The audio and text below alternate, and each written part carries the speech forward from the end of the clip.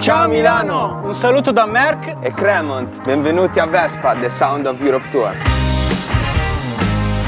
Let's go! Milano è la nostra città. Ve la faremo vedere e ve la faremo sentire in sella al mezzo più cool. Vespa elettrica. Gio, ma sai che tutto questo movimento mi ha messo un po' di fame? Andiamo al solito posto? Ma quanti panzerotti avremmo mangiato? Tutte le volte che bigiavamo a scuola. No, non è buono, no? Però era più bello quando andavamo a fare shopping.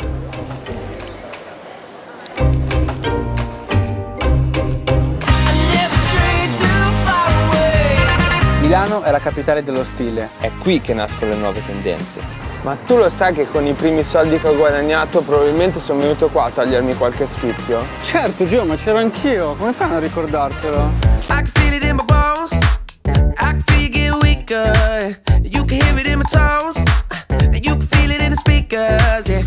Come ti pare questo outfit? Sei bello fresco. Come l'hai fatto? Che roba? Io ero a posto, te lo dico. Che roba? Io ero a posto così. Così?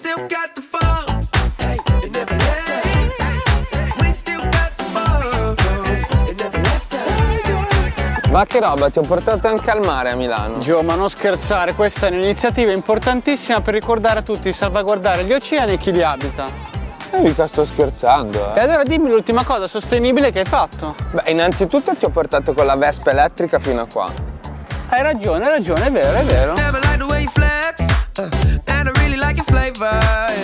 In questi ultimi anni Milano si è trasformata. Ma la nostra zona preferita resta quella storica. Eh sì ragazzi, qui in Ticinese c'è proprio un good vibe.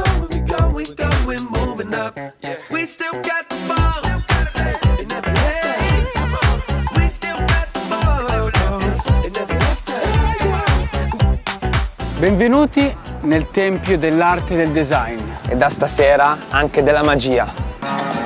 Questa notte è tutta nostra, The Sound of Europe di Vespa. Tutti quanti con le mani.